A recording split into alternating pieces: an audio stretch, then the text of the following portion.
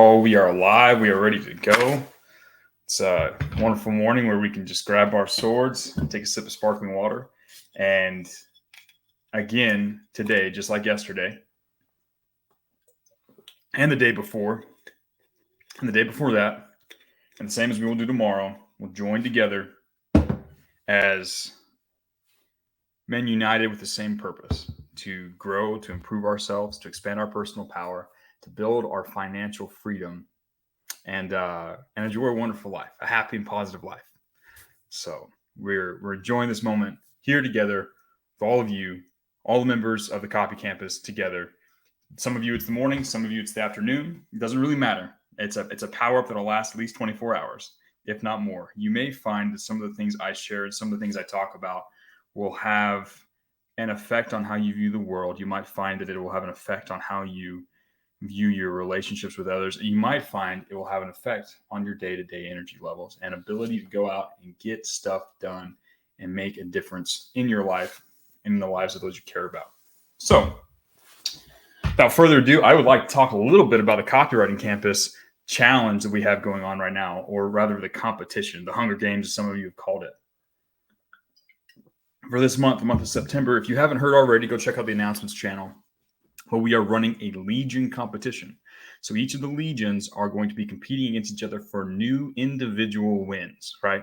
This isn't total number of sales. This isn't who has the most current clients. This is about who can land the most new clients in this next month, right? Which Legion can help their members bring in the most new business, right? First time clients, not repeat business, not working with someone you worked with in the past, but finding a new client. And this is going to be really fun because it's going to force each and every student inside of those Legions to up their game, to work together, to innovate together, and create new and exciting ways to reach out to people, find new and untapped sources of leads, and help every member inside of the Legion succeed. One of the cool things about this is it forces you to compete on a higher level. Most of you in your mind might be thinking, okay, I'm an HU student. I've got all these cool advantages. Andrew's teaching me stuff. I've got the modules. I've got the boot camp. I've got these apprentices. I've got all these advantages. I'm going to be able to beat out any other sort of up-and-coming copywriter. And that's cool, right? But this competition now allows you to compete with a higher caliber of men. Now you're competing with other HU2 students, and you're competing with other entire groups of HU2 students. So it forces you to become more. It forces you to raise yourself to a higher standard, which is going to help you reach your goals faster and enjoy your life to a greater degree sooner, right? With that, I'm really excited. If you're not yet in a Legion, if you're still working through the boot camp, I highly recommend you move through the boot camp with as much dedication and attention as possible. You want to show up to your Legion understanding those core lessons, understanding and having develop those skills to a degree of mastery, right? That being said, do so as efficiently as possible, right? The learning phase is the learning phase. You're going to learn and you're going to apply and you're going to develop some skills inside that boot camp. You're going to transform your mind and your abilities. However, the work gets done inside of the Legions. The work gets done during these challenges. It's where you're going to work together with other members on your team who have a vested interest in increasing your copy skills and increasing your ability to go out and land clients. It's a place where you work together, and that's where the real work gets done, and it's where you will grow the most, right? I'm really excited for this challenge. It'll be interesting to see who decides to step up. You know, a bunch of the different Legions have been talking smack, saying that they're going to do it. And talk is easy. I'm excited to see some work. I'm excited to see people post up some wins. I'm excited to see you guys pool yourselves and pull together, pull your ideas, put your brains together, and work together to win, right? So it's an exciting month inside of the Copy Campus. I'm excited to see how it goes. So with that being said, with that sort of housekeeping part taken care of, I want to talk with you guys about a really important principle to help you improve your ability to focus on the right things. Now in life, we tend to, and in yesterday's call, I talked a little bit about how the Matrix tries to distract you and feed you wrong ideas. And this is a key part of one of their traps. And I want to explain it to you. And I want you to understand this. This is key, and this is foundational. In life, you have something that people call your locus of control. And it's like the things that you can actually affect, right? Your mindset being the biggest one, your daily actions being another, how you react to situations being that sort of locus control. And then there's these other things inside of your world that you can't control. You can't control the weather. You can't control the macroeconomic conditions. You can't control politics. You can't control what other people think or feel too much. You can influence, but you can't control it. And there's this giant sphere of things that you can't control, right? And then there's the smaller inner sphere of things in your world that you can control. Now, the world tries to distract you into caring a lot about things that you can't control, right?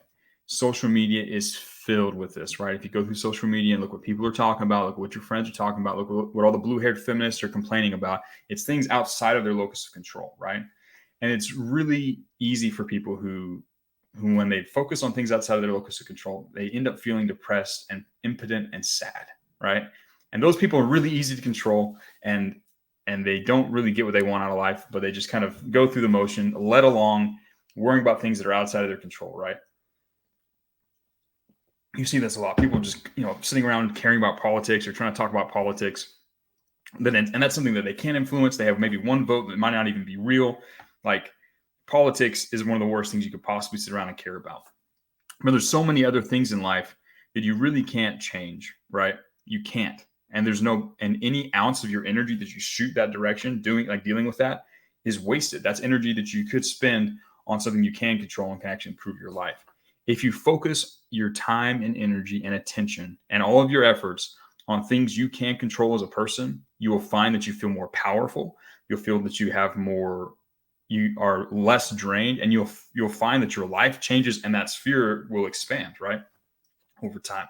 Most people, we worry about something and put all their time and energy into something like politics or some stupid beef on social media or something going on in their workplace or whatever. They put all their time and energy into that and nothing happens. And they don't feel any better, right? But if you focus on things you can control, like your mindset, your daily action, what you do, how many push-ups you do, the things you can actually control, you'll pay attention to something, you'll decide to change it, you'll make an action, and you'll see a result, right? And that process reinforces your self-belief that you are actually capable of influencing your world because you're focusing on the right things, right?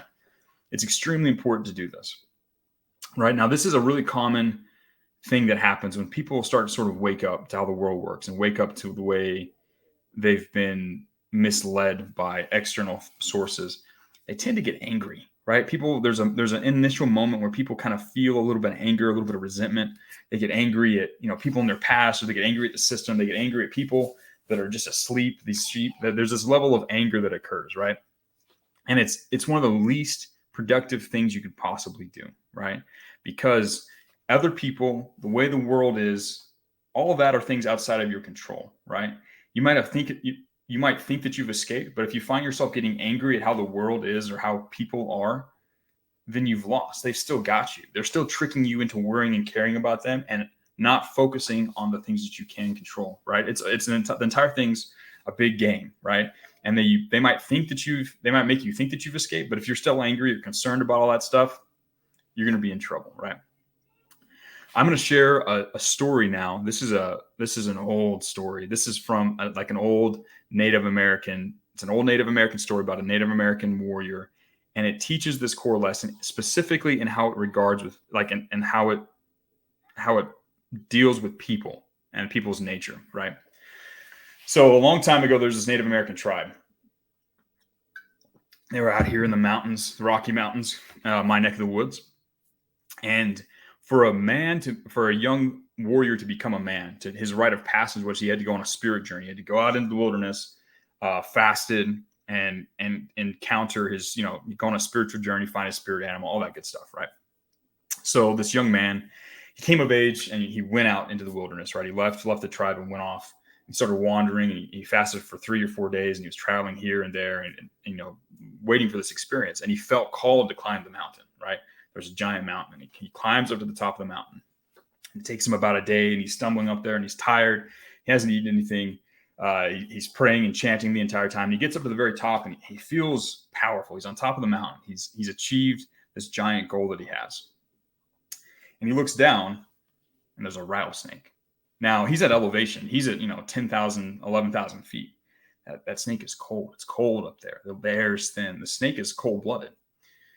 And he looks at the snake, and the snake looks at the warrior and says, "Hey," the snake says, "Hey, pick me up and put me inside your shirt and take me down, please. I'm dying up here." And the warrior's like, "I know what you are. You're a rattlesnake. If I pick you up, you'll bite me." And the rattlesnake says, "No, look, I'm about to die. I'm freezing up here. I would be so grateful to you, eternally grateful for you if you could take me down. It would be the greatest thing you could possibly do. You'd be a wonderful person, right? The gods would favor you." And the Native American warrior guy's like, "Okay, I guess if you promise." And he picks up the snake and he puts him inside of his shirt. And he goes back down the mountain. He climbs down the mountain. It's a lot easier going down than coming up. So he goes down the mountain. He gets down, and the air starts to get a little thicker, starts to get a little warmer. And once he reaches the bottom of the mountain, he reaches inside his shirt to take the snake out, and he lays the snake down. And immediately, as soon as the snake hits the ground, it turns around and bites him, right? Injects him full of venom. And the young warrior starts to writhe in pain and agony because he's about to die. He's just been infected. He can feel the pain of the venom inside of him. And he screams at the snake, and he said, "Why did you bite me? You promised you wouldn't bite me." And as the snake slithers away, he turns and whispers to the young Native American warrior. He said, "You knew what I was when I picked you. You knew what I was when you picked me up." And he slithers away, and the young man dies, right?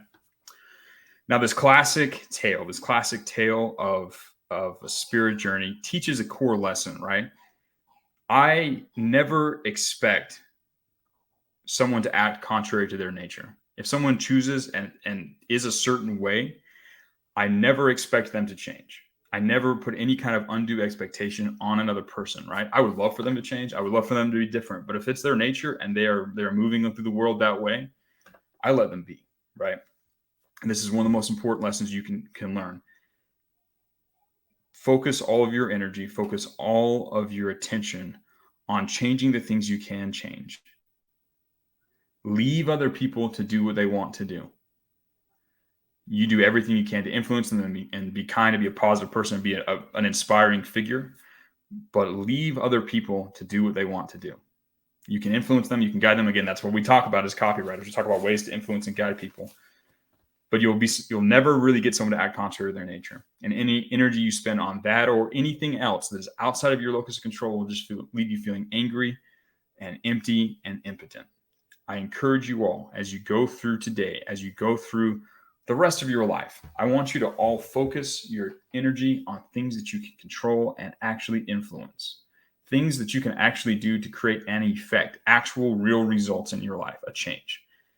And carefully curate out any other activity or attention on things that you can't, because they are only robbing you of your ability to influence your world and achieve what you truly want. Don't fall for the trap. Don't lose the game thinking you've won it. Focus on things you can change. Use all of your energy on that, and you'll see your life transform. Now, we've had our little story time. We've had a little lesson, and we've talked about the challenge.